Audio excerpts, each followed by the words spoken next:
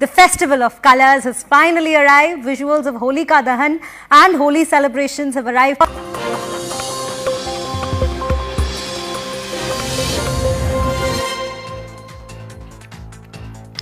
Good evening. Happy Holi to you, our viewers. My name is Toya Singh. Tonight on the show, 4 days after the Delhi Chief Minister's arrest, which was the first time in the country's history that a sitting Chief Minister has been arrested without conviction.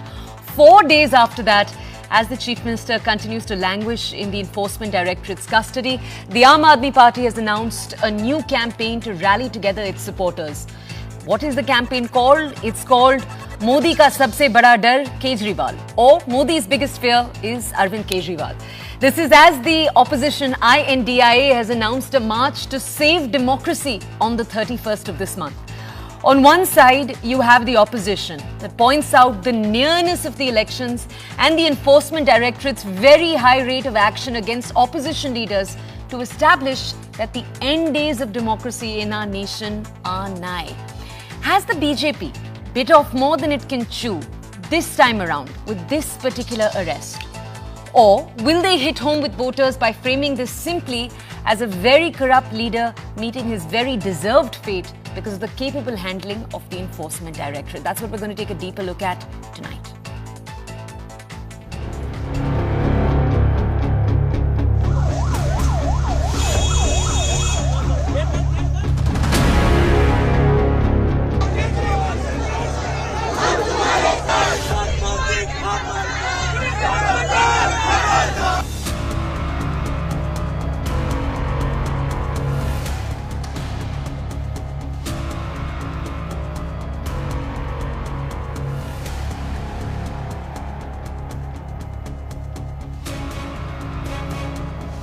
Delhi की जनता समझ चुकी है कि चाहे कितना भी दिखाएं memory loss, Delhi समझ गई है कौन इस शराब घोटाले का बॉस। इसलिए गिरफ्तार किया क्योंकि आज प्रधानमंत्री नरेंद्र मोदी जी को पता है कि अगर इस देश में कोई एक नेता है जो उन्हें चैलेंज कर सकता है तो वो नेता अरविंद केजरीवाल है। उनको लगता होगा कि अरविंद केजरीवाल जैसे नेता आप अरेस्ट करेंगे, जेल में डालेंगे तो आपको सुकून मिलेगा। ऐसा नहीं है। अब अरविंद केजरीवाल ज्यादा खतरनाक बन गए। Why should they arrest Arvind Kejriwal now? Because they want to be scared. Because Aam Aadmi is getting popular in Delhi, Punjab, Gujarat and Haryana. So they are scared. So that's the reason they are arresting them.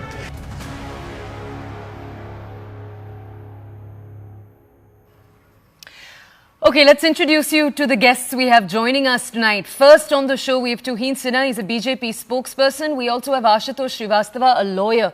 Both of them are with us. We'll open the discussion with both of them. After that, we'll go over to more of our panelists. I'm going to go over first to the BJP's Tuhin Sinha. Let's go over to him to understand more. Mr. Sinha, the opposition's contention over the last few days has been primarily this. And this is why we're starting the show by highlighting what the Aam Aadmi Party's new campaign is, one that they've unfolded today, where they're saying the Prime Minister's biggest fear is Arvind Kejriwal. That's what they're saying. And, sir, I just want to ask you that what the opposition is saying is they're saying that Kejriwal, in being someone who stands up against corruption, number one. Number two, someone who can't be put in the same Nehruvian tint you can put someone like Rahul Gandhi in. That's point number two. And number three, with his Delhi model, he is someone who is truly a needle in the side of the Prime Minister, of the BJP. That's why you see the BJP targeting him. And that's why all of this is happening.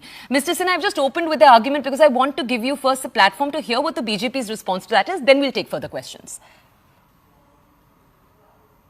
Well, good evening, Toya. A very happy Holi to you, to your viewers. You know, Aam Aadmi Party is essentially delusional. That is a problem which they all face. Because when they say that the Prime Minister is scared of Arvind Kejriwal, it needs to be backed by data and numbers.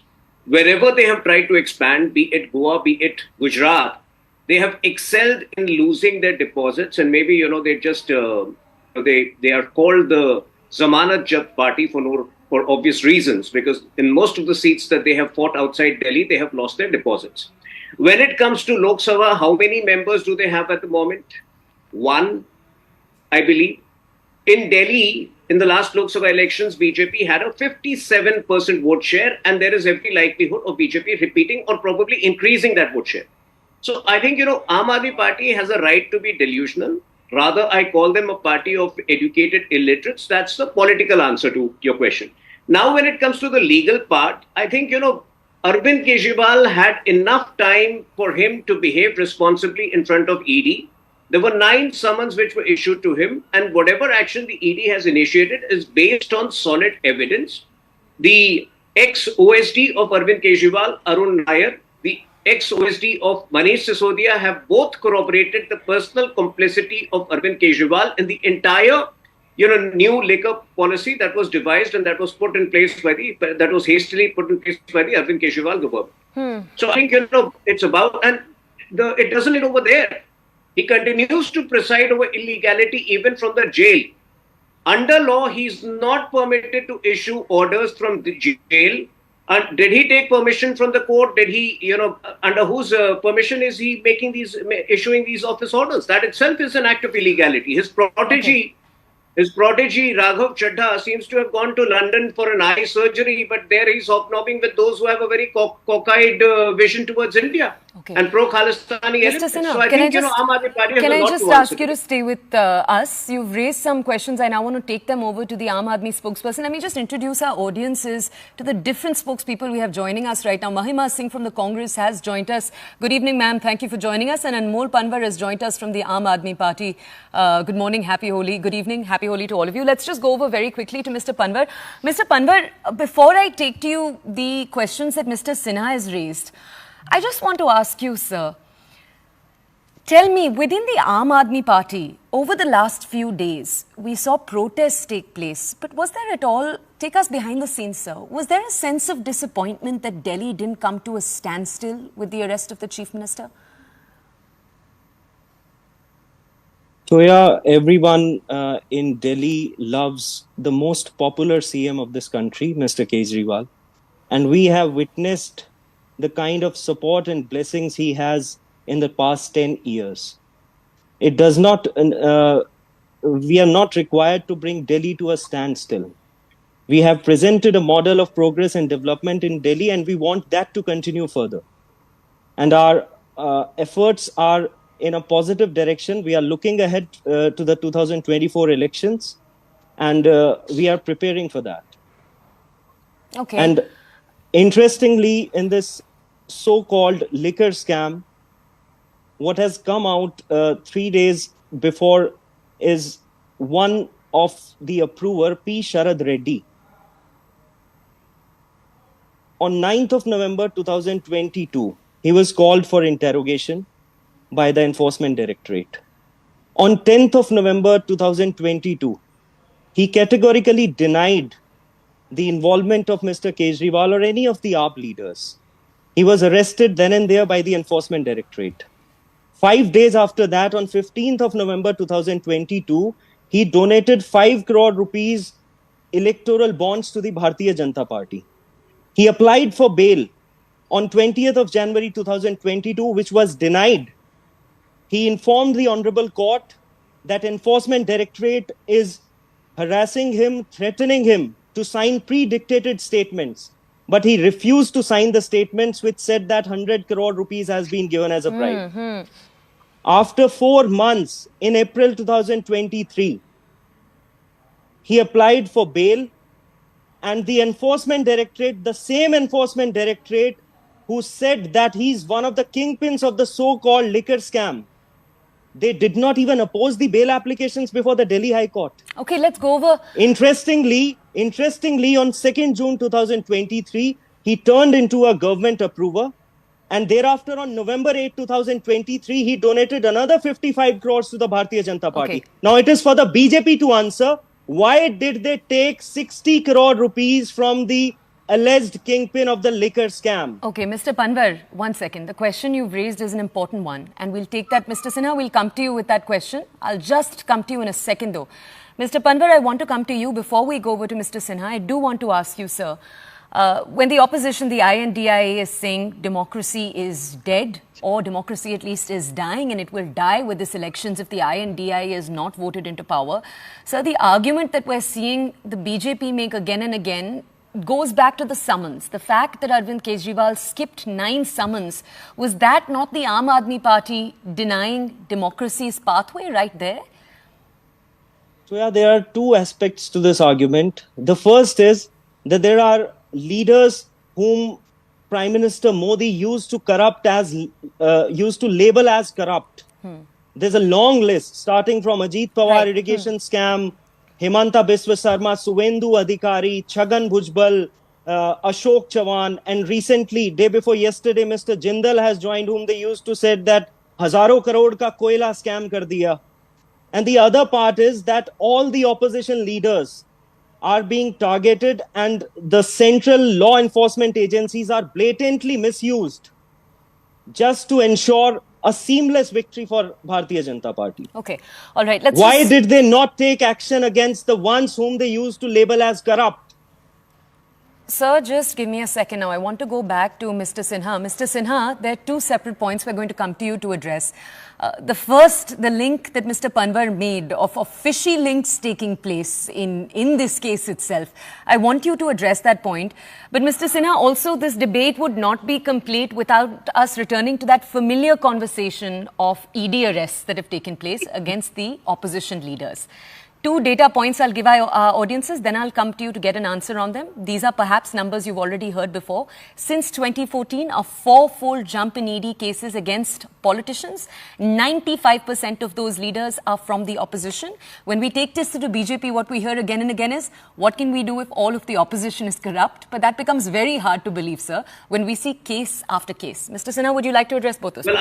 Well, I'll answer both the questions. First, Arvind Kejriwal had been issued 9 summons. If the Aam Aadmi Party feels that he had information about the so-called Southern group being hand in glove with BJP, he had every opportunity to meet the ED and provide detail. He did not cooperate, which obviously means that he has more to hide. Now, when it comes to the Southern group, is the Aam Aadmi Party trying to say that, this Aurobindo Pharma or Mr. Reddy were blackmailed into buying electoral bonds? Is that what they're trying to say? You can check them, then Mr. Sinha, no, I'm going to go ahead and assume that that's what they're saying. So that's what they're saying, right? So if you look at the history of the electoral purchases, on 1st June 2023, Mr. Reddy had turned approver. And the maximum single purchase of electoral bonds happens 6 months post that. So I'm assuming that the day you turn approver, even the theoretical realm or the theoretical possibility of a quid pro quo ceases to exist. Why would he continue? Why would he make the maximum or the biggest amount purchase 6 months after that? There are a lot of But Mr. Sinha, can I just ask you, couldn't the argument the Aam Aadmi Party makes here, and we've not actually given Anmol a chance to reply here, but couldn't the argument they make here be that what pressure is taking place behind the scenes 6 months later, 6 months before, we can't speak to? No, see, when it comes to electoral bonds, most of these people have made donations to every party. When it comes to future gaming, they were alleging that future gaming is hand in glove with the BJP. But when the facts have actually come out, merely 4% of the electoral bonds purchased by future gaming have been in favor of BJP. Sure. The bulk of it has gone to TMC and DMK. So I think, the electoral bonds is a completely different realm altogether. And I think I can have justifiable arguments, like I mentioned, against it. All right. So, Mr. Sinha, I'm not sure that boundary is so clean, but let's go over right now to Mr. Srivastava. He's a lawyer and he's joining us. I just want to tell our audiences, there are a few different questions we're looking at tonight. One of the deeper dives we're doing with all of our panelists is the validity of the case itself. But the other larger question, and Ms. Singh, this is something I'll come to you about in a second, is that bigger question. If democracy is indeed dead, because that's what the INDIA alliance is saying. I just want to understand more about that in a second from you. But first, let's go over to Mr. Srivastava. He's a lawyer. Sir, I want to ask you, the PMLA is the big law that we've been talking about again and again in this entire case. And the BJP, the one argument we've heard from them again and again over the last few days is that if any of these leaders were innocent, and we're not just obviously talking about Arvind Kejriwal, though this discussion has become far more serious with his involvement, we're also talking about previous leaders like Manish Sisodia, Sanjay Singh, the entire senior leadership, in fact, of the Aam Aadmi Party. I just want to ask you, sir, the criticism of the PMLA, and if I really break this down for our audiences, it's that the twin conditions that are required to fulfill the PMLA, bail conditions in the PMLA, are very, very tough. Yes. And just to simplify this for our audiences, and sir, this may be too much of a simplification, but come in and correct me if you want to disagree. What we do say is that in most of the legal system where you have to prove your guilt is proved, you are presumed innocent. Here it's the opposite. Yes. You're presumed guilty. Sir, I just want to ask you then, does the criticism that the BJP is making again and again, where it's saying that if they were innocent, they would have been given bail, does that stand, or is the PMLA indeed such a tricky law to get bail from? First of all, Section 45 of the PMLA that gives the conditions which are required for getting a bail. Now, the first condition is obviously that the public prosecutor has to be given opportunity to oppose the bail. And the second one is that it has to be proved that the person who has been accused of money laundering has not committed that crime. And secondly, that there are hardly any chance that he would commit such kind of a crime in future. If these conditions are fulfilled, then only anticipatory bail can be applied and can be given. Now, the political parties, may blame each other, but the issue is that if they had such kind of apprehension, this issue could have been raised in the parliament in the past also. But sir, just tell our audiences though, PMLA is something that's gone up to the Supreme Court. There's been plenty of debate about it, hasn't there? Yes. So Supreme Court, when it went and it was challenged about the powers given to the Enforcement Directorate under the provisions of the PMLA, the Supreme Court confirmed that based on the law, what has been framed in the parliament, this Enforcement Directorate have all these powers given by the statute. And there has not been any amendment in the parliament in the past also. Nobody was bothered to make any amendment. That means all the political parties were very much satisfied and they were not complaining about those conditions. This law has been made not now, it was made in the past. Right. Now, apart from that, when we talk about the, the remand, now when anybody is produced before the special court after they are arrested, now it is up to the court to see if there is any further requirement of remand of that person and whether, custodial interrogation is required. Now, if we see in this case, the court itself has given 6 days, custodial interrogation. So it is as per the court also. It is not that only a particular law agency is, using the powers just like that. So there is court. The court has to supervise. The court has to see whether, there has to be any extension of remand or not. So now, as we see that in this case, Mr. Kejriwal had already tried to have early hearing on Thursday before the High Court, which was refused. Then before that, they had tried to have the interim relief by the High Court. But looking at the submissions by the prosecutor or maybe considering the evidences on record, the High Court was not convinced at that time. So now as we see that when the matter came up on Friday before Supreme Court, it also was, withdrawn from the Supreme Court. So now based on this, now because of the, Holi going on and there are holidays. So I think on 28th, it'll hopefully be looked at. Right. Yes. Okay, let's just go over very quickly to Mahima Singh from the Congress. Ms. Singh, I'm actually going to take 2 points to you. The first question I have for you, we were talking right now about the PMLA, and one of the arguments that legal experts have made is that the foundation of the PMLA, the legal foundations, were not laid or challenged by the Congress government, the UPA government, when it was in power. Could I just have your input there, and then we'll take further questions to you? Toya, I think, today to ponder over what the Congress government did when it was there in power, I think we must rather, our attention must rather be drawn to Mr. Jairam Ramesh's comment when he says that the BJP wanted actually a Congress Mukt Bharat, but what they've ended up doing is a corrupt Mukt Congress and the corrupt Mukt Bharat, because the questioning of the ED today, in whatever forms the laws have existed, now the BJP has been in power for 10 years. So I think it is very unfair and irrelevant to question the Congress for what it did when it was in power. No, ma'am, I'm asking you one second. I'm asking you because leaders, I'm asking you because leaders in the opposition have criticized the PMLA too. That's why I take that question to you. Ma'am, let me instead ask you then, it is the Congress party that has in the past... Just a moment. Go ahead. Just a moment. When the Congress was in power, you remember that it was a coalition government. It was a it was UP, right. Unlike the BJP that today boasts that it is a double-engine sarkar. So there were a lot of limitations and hurdles that we had in legislation rather than how the BJP is functioning today. So if the BJP's intentions were so clean and fair, they would have rather done the needful. Instead, they have made it further draconian by the amendments that the BJP has brought to the PMLA recently. And I think even the legal experts comment on that. It is quite evident. And the ED's functioning, let me just finish this point. ED's functioning has become so questionable, Toya, with the amount of 95% of the cases against the opposition leaders and the infinitesimally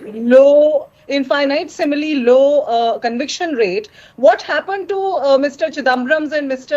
DK Shiv Kumar's cases, Toya? You would remember, and your audiences would remember. They were both acquitted. So that is the fate of the cases. So today, what we know is that the truly corrupt are being engulfed by the BJP, and those who are being falsely framed are being tried by the ED. Ms. Singh, and that's become the norm. Ms. Singh, the question is, why should the BJP, if just a moment more, Toya, I've been patiently hearing, if the basis of these trials, if the basis of these investigations is allegations, then come on, I mean, electoral bonds allegation, what could be bigger than that? The Supreme Court has scrapped the law saying it is unconstitutional. Ma'am, till now, till now the question to the Aam Aadmi Party was asking is, where is the trail of the proceeds, right? That was the big question. But 2 days ago, the Enforcement Directorate even arguing that they have produced that.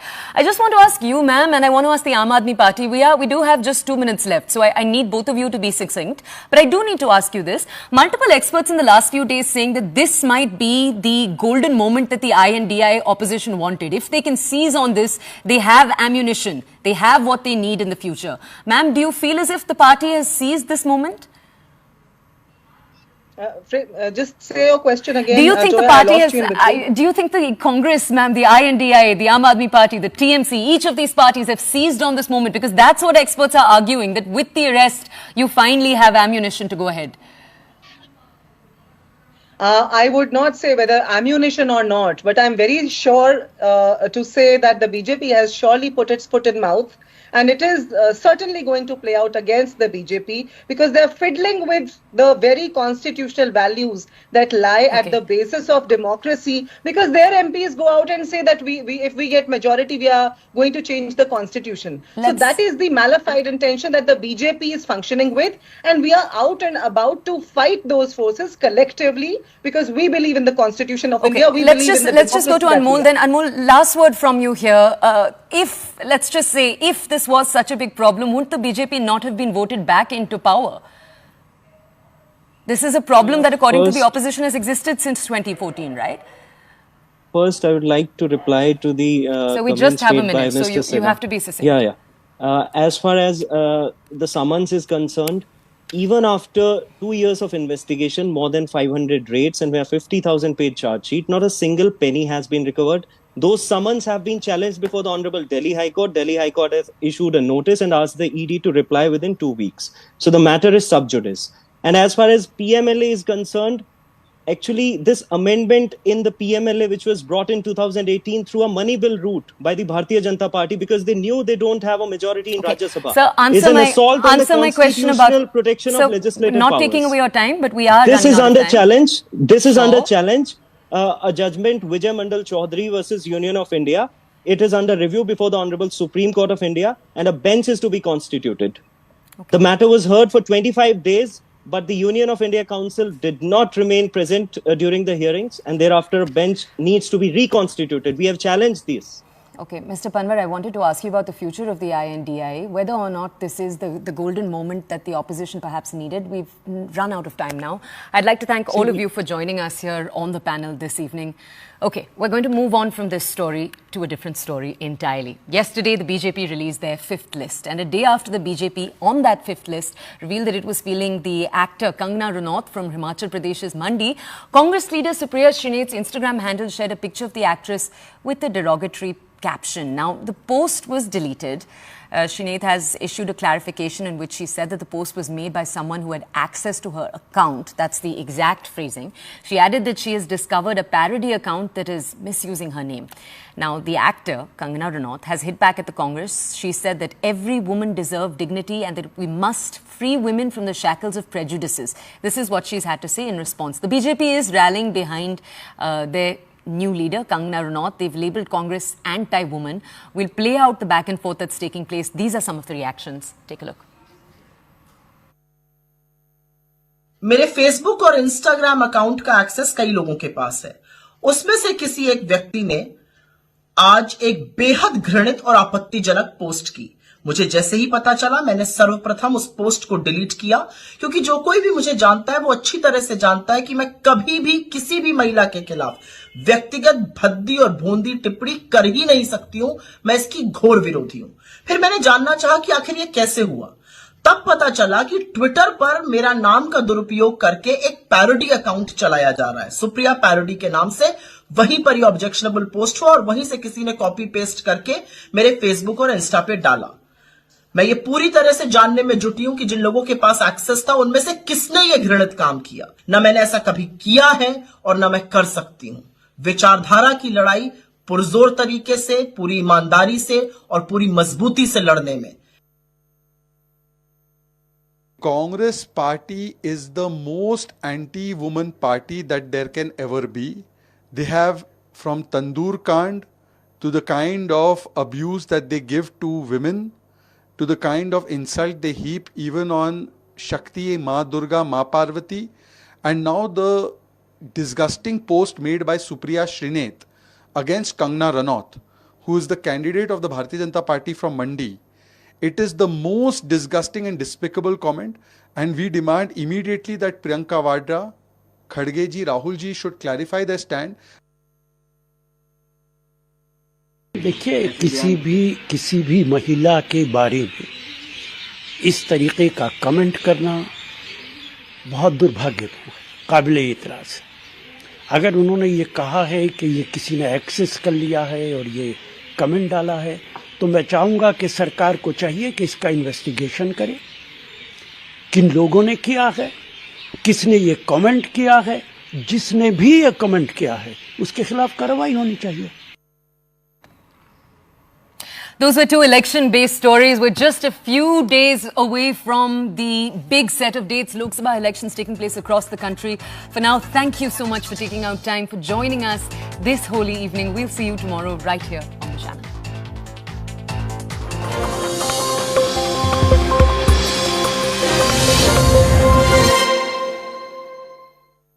Presented by Across India, with streets being struck with vibrant colours and celebrations. Prime Minister Narendra Modi extended his greetings for the festival to all his fellow countrymen. Prime Minister Modi also conveyed his wishes to the people of the nation, addressing them as his Parivarjan in a social media post. Defence Minister Rajnath Singh also visited the Siachen and celebrated Holi with soldiers who remain on vigil even in the world's most difficult terrain. Let's listen in to some of the reactions that's come in so far. So I'm extremely happy that I'm attending today's program here in the Rashtriya Swayamsevak Mathura, and that they did a very wonderful havan for all the karyakartas. Everybody participated. It's a very, very important occasion for our Bharatiya Janata Party.